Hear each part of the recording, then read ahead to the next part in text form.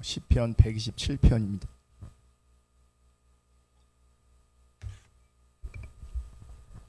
시편 127편입니다. 5절까지 있습니다. 그래서 우리 한 목소리로 함께 말씀을 받겠습니다. 시편 127편 1절부터 5절입니다. 여호와께서 집을 세우지 아니하시면 세우는 자의 수고가 헛되며 여호와께서 성을 지키지 아니하시면 파수꾼의 깨어 있음이 헛되도다. 너희가 일찍이 일어나고 늦게 누우며 수고의 떡을 먹음이 헛되도다. 그러므로 여호와께서 그의 사랑하시는 자에게는 잠을 주시는도다. 보라, 자식들은 여호와의 기업이요 태의 열매는 그의 상급이로다. 젊은 자의 자식은 장사의 수중의 화살 같으니 이것이 그의 화살통에 가득한 자는 복되도다. 그들이 성문에서 그들의 원수와 담판할 때에 수치를 당하지 아니하리로다. 아멘. 오늘은 시편, 방금 읽었던 시편 127편을 잠깐 나누고 함께 주님 찾고 기도하는 시간을 갖겠습니다. 오늘 시편 127편은 솔로몬의 시라고 되어 있습니다. 그래서 성경에 보면 솔로몬의 시 곧 성전에 올라가는 노래 이렇게 성경에 표기되어 있습니다. 그러니까 지은이가 오늘 시편 저자가 솔로몬인 것을 이제 알고 보면 전도서의 분위기가 오늘 말씀 안에 이렇게 풍기는 것을 볼 수 있습니다. 무슨 말이냐면 전도서 1장 2절에 보면 이렇게 말씀하고 있거든요. 전도자가 이르되 헛되고 헛되며 헛되고 헛되니 모든 것이 헛되도다. 다시 한번 말씀드릴게요. 전도서 1장 2절 전도자가 이르되 헛되고 헛되며 헛되고 헛되니 모든 것이 헛되도다. 지금 솔로몬이 전도서에서 뭘 말하고 있냐면 헛됨을 고백하고 헛됨을 말하고 있잖아요. 그런데 오늘 본문 시편 127편을 보면 특별히 1절 2절을 보면 그 헛됨을 말하고 있습니다. 한번 다시 읽어볼게요. 1절 2절 여호와께서 집을 세우지 아니하시면 세우는 자의 수고가 헛되며 여호와께 성을 지키지 아니하시면 파수꾼의 깨어 있음이 헛되도다. 2절 너희가 일찍이 일어나고 늦게 누우며 수고의 떡을 먹음이 헛되도다. 헛되도다. 그러니까 시편의 오늘 말씀도 헛되며 헛되도다 헛되도다 헛됨을 말하고 있습니다. 그런데 전도서도 그렇고 오늘 본문의 말씀도 그렇고 이 헛됨을 이해함에 있어서 그리고 이 헛됨을 말함에 있어서 이 헛되다라는 말을 잘못 이해해서 허무주의로 받아들일 수 있어요. 왜냐하면 성경을 보니까 솔로몬이 인생을 헛되대. 인생은 헛될 뿐이대. 그러면 그냥 헛된 인생 그냥 열심히 살 이유가 어디 있는가? 그냥 되는 대로 살지. 이렇게 살아도 헛되고 저렇게 살아도 헛되니 그냥 살자. 이게 허무주의거든요. 인생의 의미를 발견하지 못하는. 그러니까 모든 게 헛되다고 생각되어지니 그렇게 인식하니 모든 게 의미가 없어지는 거죠. 그게 허무주의가 되는 거예요. 그렇게 이해하면 안 된다는 겁니다. 오늘 전도서도 그렇고 오늘 말씀에서도 솔로몬이 지금 헛되다라고 말하는 것은 왜 그렇게 말하고 있냐면 진짜 신앙 혹은 더 깊은 신앙의 세계를 제대로 알기 위해서 세상의 본질, 세상의 근원을 알고 제대로 파악하기 위해서 그러니까 세상의 본질과 근원을 정확하게 파악하는 것이 중요해요. 뭐 때문에? 진짜 신앙이 뭐냐 그리고 더 깊은 신앙의 세계를 이해하기 위해서는 세상의 본질, 세상의 근본을 알아야 된다는 거죠. 그러면서 진짜 신앙의 세계와 이 세상을 대조하면서 세상은 뭘 말하는 거예요? 헛되다라고 하는 것을 말하는 거예요. 그래서 대비해서 말하는 거예요. 그래서 우리가 발견해야 될 것은 뭐냐면 이 세상이 헛되다 그러니까 허무주의로 가는 것이 아니라 이 헛된 세상 속에서 진짜 하나님께서 원하신 신앙의 삶이 무엇이냐 더 깊은 신앙의 세계가 무엇이냐 그것을 알아야 되는 겁니다. 그런 관점에서 지금 솔로몬이 헛됨을 말하고 있는 겁니다. 오늘 1절 보면 1절을 다시 볼게요. 여호와께서 집을 세우지 아니하시면 세우는 자의 수고가 헛되며 여호와께서 성을 지키지 아니하시면 파수꾼의 깨어 있음이 헛되도다 그래요. 자, 여러분 사람들은요 모두 자기의 수고로 살아갑니다. 그러니까 세상의 구조 자체가 자기의 수고 없이는 먹고 살 수 없게 돼 있어요. 그러니까 먹고 살려면 수고해야 돼요. 정말 수고해야 돼요. 그러니까 직업의 차이가 있을지 모르겠지만 수고하지 않으면 살 수가 없어요. 그래서 이 땅에 많은 사람들이 소수의 어떤 사람들 빼고는요 정말 수고하며 살아갑니다. 그런데 솔로몬이 뭐라고 말하냐면 여호와께서 집을 세우지 아니하시면 세우는 자의 수고가 헛되대요. 헛되대요. 즉 집이 세워지기 위해서는 세우는 자의 수고가 아니라 여호와가 집을 세우시는 수고가 있어야 된다는 거예요. 우리가 아무리 수고해도 하나님께서 세우지 않으시면 집을 세울 수가 없다는 겁니다. 근데 이 말씀을 또 우리가 잘 이해해야 될 것이 무엇이냐면 지금 솔로몬은 여호와가 집을 세우시면 되니까 너희는 굳이 집을 세울 필요가 없다, 수고할 필요가 없다 이렇게 말하는 게 아니에요. 성경을 잘 보면 여호와께서 집을 세우지 아니하시면 세우는 자의 수고가 헛되게 된다 그래요. 그러니까 세우는 수고가 있는 거예요, 없는 거예요? 분명히 있는 거예요. 세우는 수고가 있는데 수고해야 되는데 수고해야 마땅한데 당연한데 그럼에도 불구하고 우리가 아무리 수고해도 여호와께서 세워주시지 않으면 우리의 그 수고가 헛되다라고 말하는 거예요. 헛되다. 그러니까 지금 솔로몬은 세우는 자의 수고를 분명히 말하고 있으면서도 여호와가 세우지 않으면 그 수고가 헛되다라고 분명히 말하고 있는 겁니다. 그럼 보세요. 그렇다면 여호와가 집을 세우지 않으시면 세우는 자의 그 많은 그 수고를, 그러니까 수고를 한다, 아무리 수고한다 하더라도 집이 세워질 수 없다는 게 그럼 무슨 뜻이냐? 우리는 세우려고 노력하고 수고하는데 하나님이 안 하시면 안 세워진다는 게 무슨 뜻이냐, 무슨 의미냐, 이거를 알아야겠죠. 사실 이걸 이해하는 게 좀 애매할 수 있어요. 자, 왜 애매하냐면 여기 집이라고 표현하고 있잖아요. 집. 여호와께서 집을 세우지 않으시면 세우는 자의 수고가 헛되다. 지금 세우는 자는 무슨 수고를 하고 있는 거예요? 집을 세우는 수고를 하고 있는 거죠. 그죠? 근데 여러분, 우리는 집하면 뭐가 연상이 됩니까? 집은 우리 육신이 기거하는 곳이에요. 우리 육신이 거처하는 곳이에요. 그럼 보세요. 우리가 육신이 거처하는 곳은 여호와와 상관없이 우리의 수고로 집을 세울 수 있어요. 그죠? 그러니까 우리가 지금 거처하는 아파트든 그게 뭐 단독 주택이든 우리가 지금 살고 있잖아요. 그죠? 그러니까 눈에 보이는 많은 집들이 하나님이 세우신 게 아니에요. 다 누가 세운 거예요? 사람이 세웠어요. 자기 돈 갖고 땅 사갖고 집을 짓고 돈 벌어서 뭐 했어요? 아파트 사서 이제 들어간 거죠.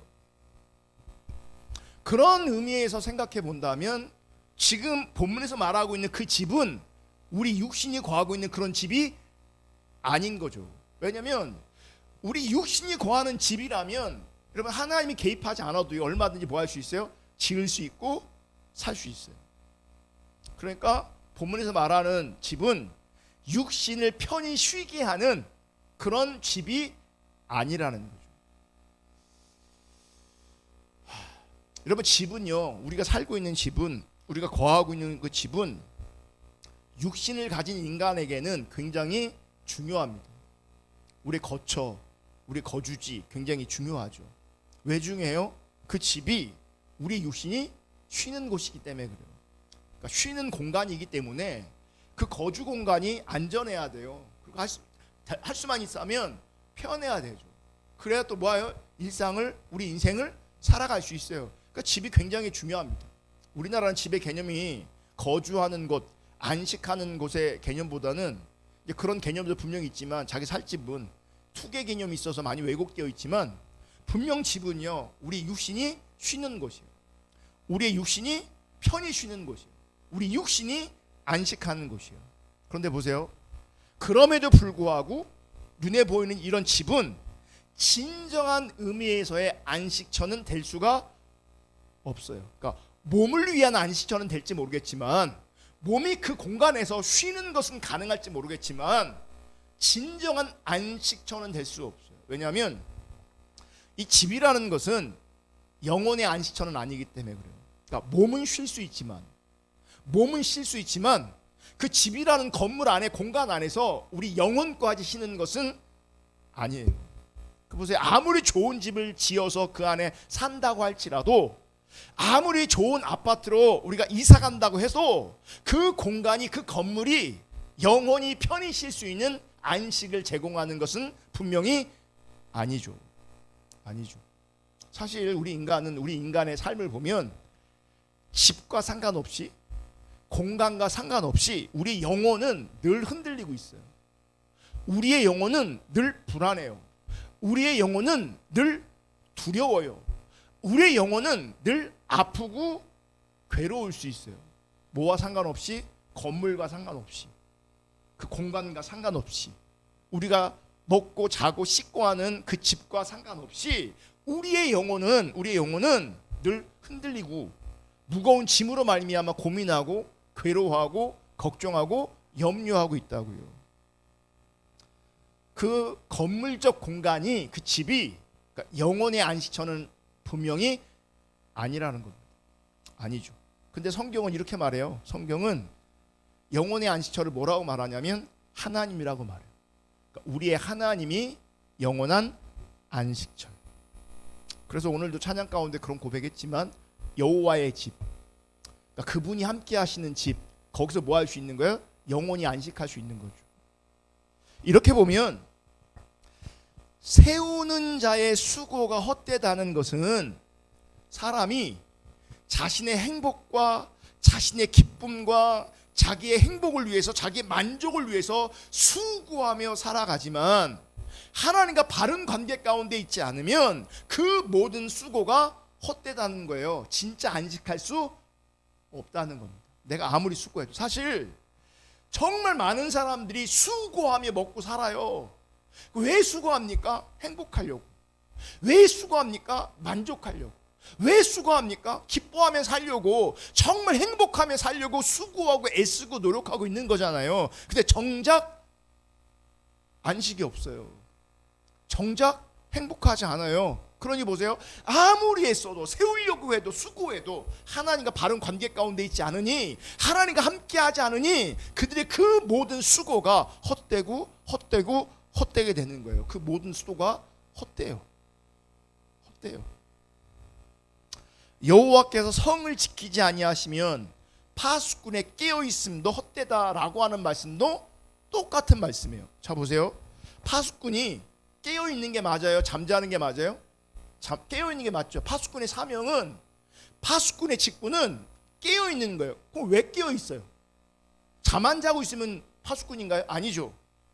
적의 공격을 감시하는 거예요. 적들이 쳐들어오나 안 쳐들어오나, 간첩이 오나 안 오나, 그죠? 그거 경계하고 있는 거잖아요. 그죠? 근데 잘 보세요.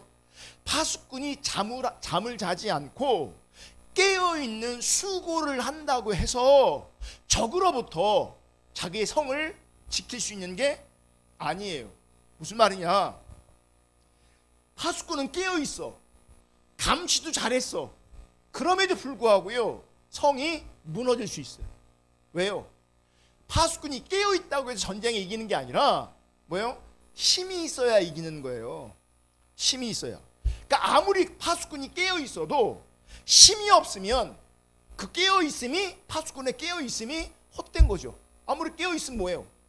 아무리 종을 울리면 뭐예요? 적군이 쳐들어온다 외치면 뭐예요? 힘이 없으면 패배하게 돼 있는 거죠. 힘이 없으면 망하게 돼 있는 거죠.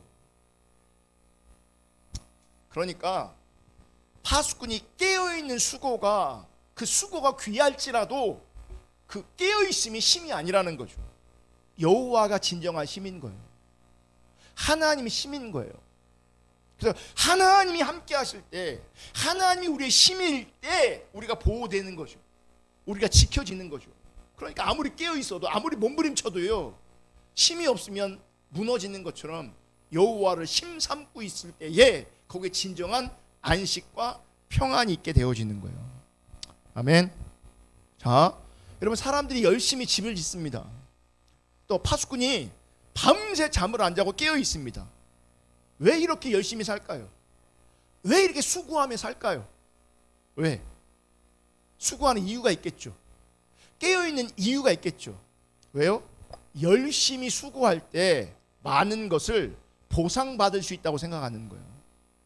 많은 것을 내가 더 얻어낼 수 있다고 생각하는 거예요. 그죠?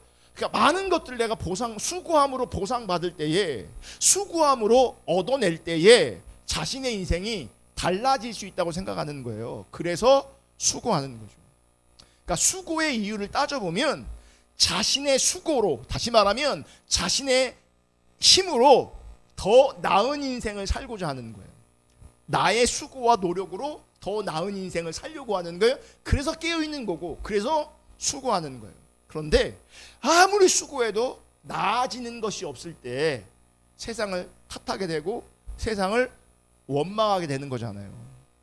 그죠? 그래서 솔로몬은 하나님 없는 수고, 다시 말하면 내 힘으로 인생이 달라질 것 같은 기대를 하고, 내 힘으로 행복을 쟁취하려고 하고, 내 힘으로 기뻐하는 삶을 살려고 하는 그런 모든 시도가 사실은 헛되다. 왜냐하면 내가 바라는 대로 보상되지 않아요. 얻어지지 않아요. 내가 아무리 힘썼는데도 겉에 보이는 집은 얻을지 모르겠지만 행복하고 만족하고 기뻐할 수 없는 거죠. 그러니까 허망한 거죠.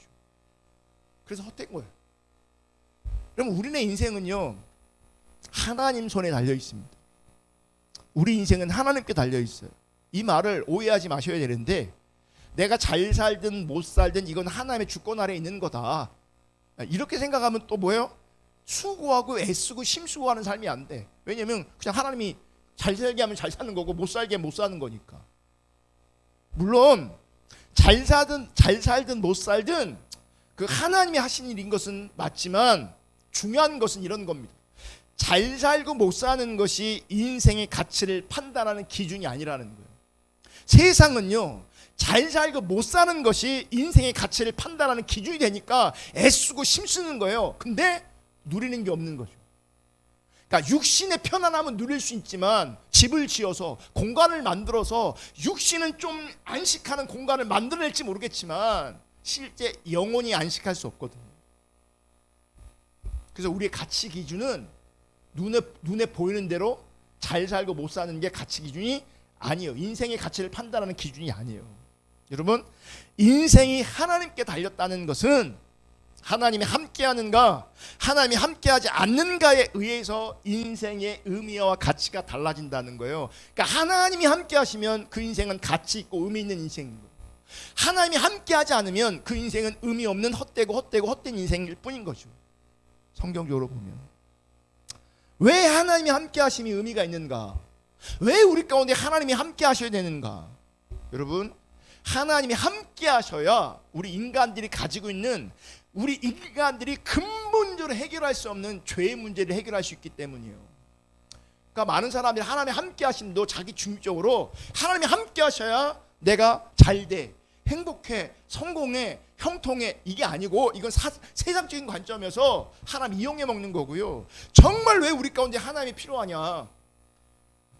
우리 모든 인생 가운데 주어진 우리가 해결할 수 없는 근본적인 죄의 문제를 하나님이 우리 가운데 오실 때에, 하나님이 우리 가운데 함께 하실 때에 그 죄의 문제를 해결할 수 있기 때문에. 그러니까 여러분, 우리네 인생은요, 아무리 수고하고 애써도요, 깨어 있어도요, 이 죄의 문제를 해결할 수 없어요. 건물을 지어도 죄의 문제 해결할 수 없고, 아무리 좋은 새 아파트에 이사 가도 이 죄의 문제 해결할 수 없어요. 죄의 문제를 해결할 수 없는 인생이라면 의미 있거나 가치 있는 게 아니죠. 우리 인생이 잘 살 수도 있고 우리네 인생이 못 살 수도 있지만, 중요한 것은 하나님이 함께 하심으로 말미암아 우리 죄의 문제를 해결할 수 있을 때에 가치 있고 의미 있는 인생 되어지는 겁니다. 아멘. 여러분, 죄의 문제가 해결되지 않고서는 그 어떤 인생의 결과가 뭐예요? 멸망으로, 심판으로, 저주로 끝날 것이기 때문에 하나님과의 관계 밖에서의 인생은요, 모두가 헛되고 헛된 것으로 판단될 수밖에 없는 겁니다. 그래서 신자는 열심히 수고하며 살지만 우리도 열심히 수고해야 합니다. 게으르게 사는 게 하나님 뜻 아닙니다. 신자도 열심히 수고하며 살아야 합니다. 수고해야 합니다. 그럼에도 불구하고 수고하여 얻은 것으로 인생이 달라질 거라고 생각하지 않습니다. 내 인생이 달라지는 것은 내가 얻어내는 것 혹은 내가 소유하고 있는 것, 눈에 보여 누리고 있는 것이 아니에요. 뭐예요? 하나님의 은혜예요. 하나님의 은혜라고요. 아멘. 그래서 여러분 우리가 분명하게 인식해야 되는데 세상 사람들이 눈으로 보고 귀하다고 여기는 것들이 있잖아요. 결국은 다 사라질 것들이에요. 그러니까 눈으로 보는 것, 그러니까 사람들이 눈에 보이는 것들을 따라가잖아요. 그리고 눈에 보이는 것을 가치 있게 여기거든요. 근데 끝날에 마지막 날에 개인적인 종말에 뭐요? 눈에 보이는 그 모든 것들은 다 아무것도 아니에요. 다 사라져요. 의미가 없어져요. 그리고요, 진짜 믿음 있는 자들에게는 눈에 안 보이는 것들이 나중에 세워져요. 이 영생, 하나님, 이게 다 눈에 안 보이는 것들인데 나중에는 뭐예요? 선명하게 보이는 거죠. 선명하게. 그러니까 눈에 보이는 것들은 무너지고 사라지게 돼 있고요. 눈에 안 보이는 것은 다시금 세워지게 돼 있어요. 우리는 그래서 눈에 보이는 것을 따라가는 것이 아니라 눈에 보이는 것을 얻으려고 애쓰고 힘쓰는 것이 아니라 눈에 안 보이는 그 하나님 바라보면서 나아가는 겁니다. 그분이 때가 되면 부분적으로 아니라 지금은 부분적으로 만나고 경험하지만 온전히 그분 앞에 설 때가 있어요. 그분의 나라가 완전히 세워질 거예요. 그분이 세워질 거라고요. 아멘. 그래서 우리가 이 땅에서 열심히 사는 거 맞지만 수고와 사는 거 맞지만 그 수고 때문에 내 인생이 달라지는 것이 아니라 하나님 때문에 내 인생이 달라지고 하나님 때문에 의미 있고 가치 있는 인생 된다는 것을 우리가 분명히 기억하고 인식하셔야 되는 겁니다. 오늘 본문 2절에 보면 이렇게 말씀하세요. 너희가 일찍이 일어나고 늦게 누우며 수고의 떡을 먹음이 헛되도다. 그러므로 여호와께서 그의 사랑하시는 자에게는 잠을 주신다. 이것도 반복적으로 말하잖아요. 일찍 일어나고 늦게 자. 얼마나 수고하고 애쓰니까. 그죠? 근데 그 수고의 떡을 먹음이 헛되대요. 헛되대요. 정말 수고하는데, 정말 애쓰는데, 정말 힘쓰는데 헛되대요. 왜 이렇게 애쓰고 힘쓸까요? 왜 일찍 일어나고 늦게 누울까요? 결국 자기 성공 때문에 그러는 거잖아요. 뭔가를 더 많이 얻어내려고 하는 거잖아요. 많이 가지려고 하는 거잖아요. 근데 그 수고가 헛되대요. 좀 신앙적으로 그래요. 그러니까 참 신앙 말고요. 거짓 신앙 안에서도 열심히 있는 분들은요 되게 열심히거든요. 그러니까 오늘 우리 코로나 때문에 자주 모이지 못하고 뭐 이런저런 이유가 있어서 좀 눈에 보이는 헌신과 봉사하는 게 잘 안 보이지만 예전에 조금 헌신했던 사람들은요 주일날 새벽부터 나와 밤늦게까지 교회에 있었어요. 하루 종일 교회에 있었어요. 제가 주일학교 선생님 할 때 같은 저보다 3살 많은 그 선배 주일학교 선생님은 주일학교 교회 섬기려고요 5시에 일어나서 왔어요. 왜냐면 집이 서울이라서. 그때 주일학교는 다 9시에 했거든요. 어린이 예배 다 9시에 했어요. 그 9시라는 시간을 맞추려면요 집에서 서울에서 5시에 일어나서 와서 애들 섬기는 거예요. 하루 종일 교회에 있다가 뭐 하는 거예요? 돌아가는 거예요. 정말 한국 교회 안에 일찍 일어나서 늦게 눕는 사람들이 되게 많았어요. 그러면 그게 신앙이 좋은 걸로 인정받고 칭찬받기도 했어요. 그러니까 어떤 사람들은 자기 신앙의 열심을 위해서 자기 신앙을 위해서 일찍 일어나고 늦게 눕는 그런 일들이 있었다. 그런데 자기 인생을 위해서 자기 중립적인 신앙을 위해서 수고하는 그 모든 것들이 뭐라고 말해요? 헛되다라고 말하는 거예요. 왜요? 우리가 아무리 힘쓰고 애쓰고 수고하고 노력해도요 나의 수고와 상관없이 우리 모두는 죄인이기 때문에 그래요. 그러니까 죄인이 아무리 애쓰고 힘써도 다 헛됨으로 끝나는 거예요.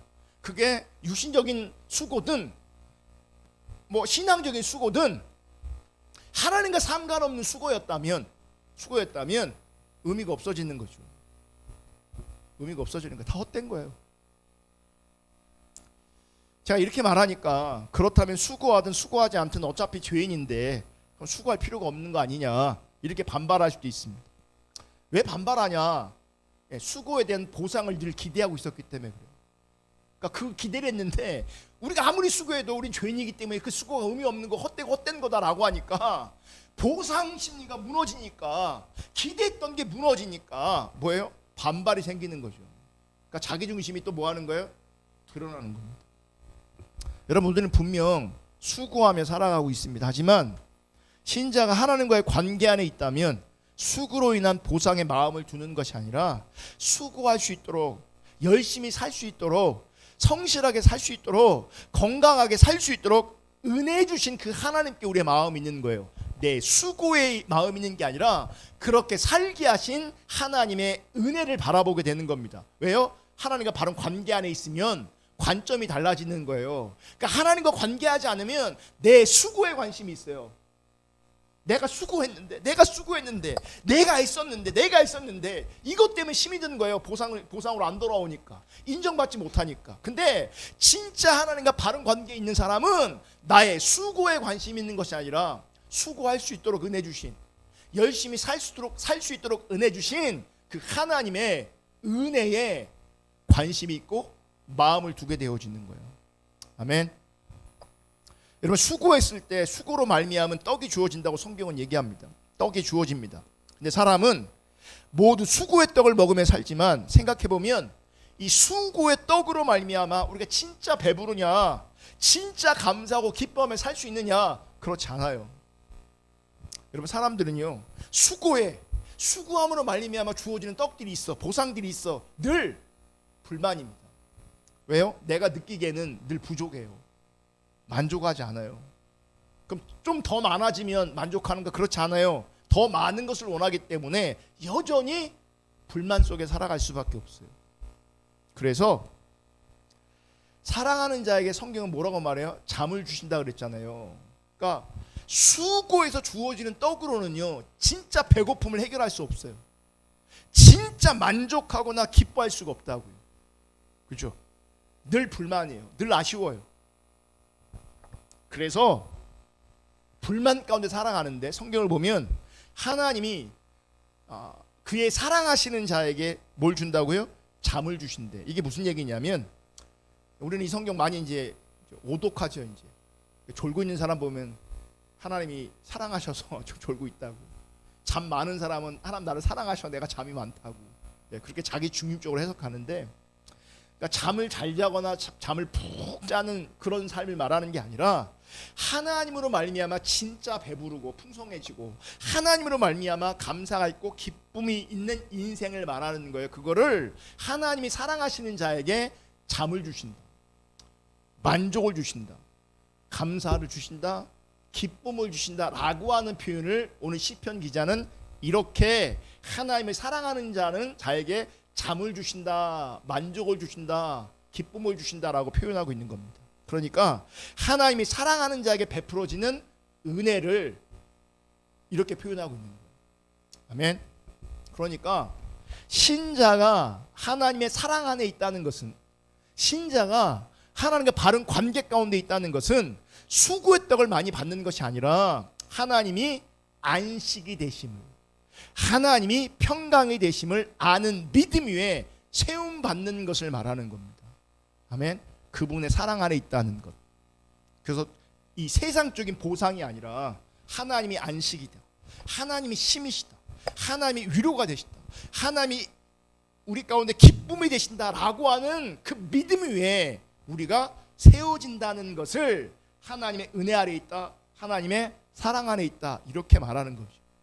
근데 오늘 본문을 보면 3절부터 말씀의 분위기가 좀 달라집니다.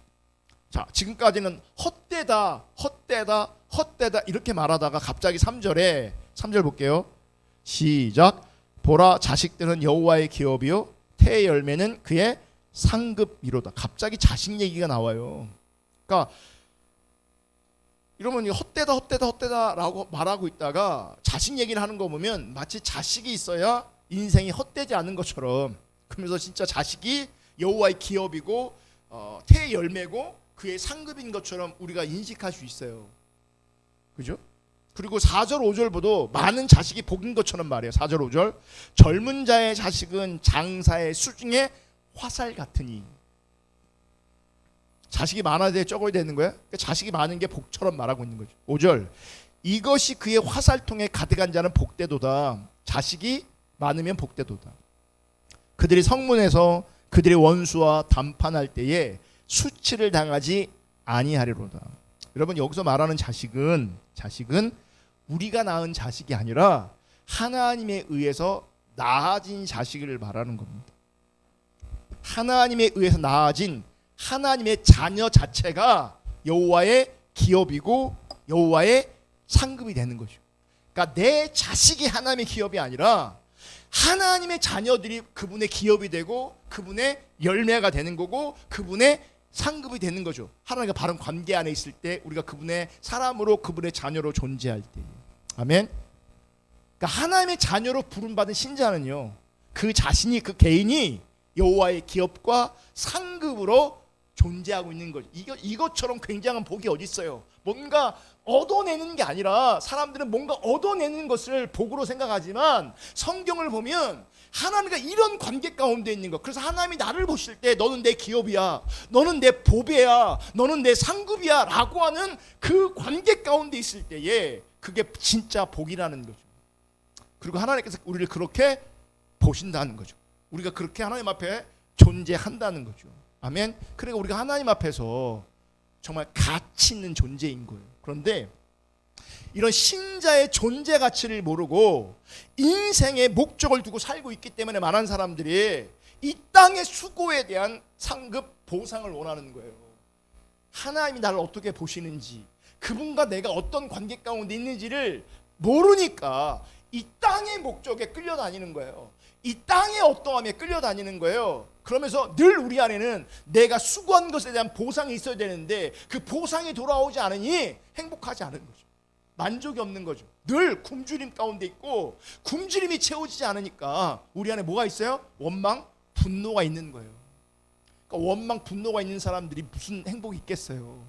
그리고 이 땅에 자기가 원하는 삶을 살고 있는 사람들이 얼마나 되겠어요. 그리고 그렇게 보이는 사람이 있을지라도요, 그의 내면은 아무도 몰라요. 적어도 성경적으로 보면 이 땅에서 정말 아무 문제가 없고 정말 많은 것들을 누리고 있는 것처럼 보여도요, 하나님 없는 인생이라면 그게 죄인이기 때문에 그 죄로 말미암은 굶주림이 있어요. 행복하지 않다고요. 행복해 보일 뿐이지 여전히 공허하다니까. 그래서 여러분 성경이 말하는 참된 신자는 세상처럼 이 땅의 사람들처럼 이 땅의 수고의 목적을 두지 않습니다. 수고의 목적을 인생에 두지 않습니다. 인생의 목적을 두고 수고하게 되면 늘 보상의 마음이 기울어질 수밖에 없어요. 그리고 많고 적음에 늘 예민하고 민감하게 돼 있어요. 없으면 분노하고 우울하고, 많으면 우월감 가운데 있고 갑질하고. 그런데 신자는 하나님이 낳으신 하나님의 자녀이기 때문에 이미 복된 자로 존재하고 있는 겁니다. 아멘. 그 인생이 하나님께 붙들려 있고요, 그 인생이 은혜에 붙들려 있는 것이고요, 그 인생이 하나님의 영광에 붙들려 있는 겁니다. 우리가 그걸 봐야 되는 겁니다. 이 땅의 어떠함이 아니라 내가 하나님께 붙들린 복된 자이다, 은혜에 붙들린 복된 자이다 라고 하는 그런 하나님의 관점에 우리 영적인 눈이 열려서 나를 하나님 관점에서 그렇게 가치 있게 복된 존재를 볼 수 있기를 주님의 축복합니다. 아멘. 그래서 우리 신자는 열심히 수고하며 살지만 수고의 떡으로 더 나은 인생 살려고 하지 않습니다. 우리에게도 수고의 떡이 필요하고 할 수만 있으면 더 수고한 만큼 떡이 주어지면 좋겠지만 중요한 것은 그 수고의 떡으로 더 나은 삶을, 진짜 행복한 삶을 살려고 하지 않습니다. 왜냐하면 그게 헛된 것을 알기 때문에. 여러분 제가 중요한 하나님의 기준을 이제 알려드립니다. 헛됨을 벗어날 수 있는 유일한 길은요, 하나님 알고 사랑하는 길입니다. 하나님 알고 사랑하지 않으면 우리 인생은 헛된 겁니다. 의미 없습니다. 그러니까 이 헛됨을 벗어나는 유일한 길, 그분을 알고 그분을 사랑하는 길입니다. 아멘. 하나님과 함께하는 삶, 하나님을 근거로 하는 삶, 그 삶이 우리 인생 가운데 헛되지 않습니다. 하나님 앞에 헛되지 않은 인생, 의미 있는 인생, 가치 있는 인생, 하나님을 알고 사랑함으로 말미암아 헛되지 않은 인생 살아갈 수 있기를 주님의 이름으로 축복하고 부탁합니다. 아멘. 아멘. 우리 기도하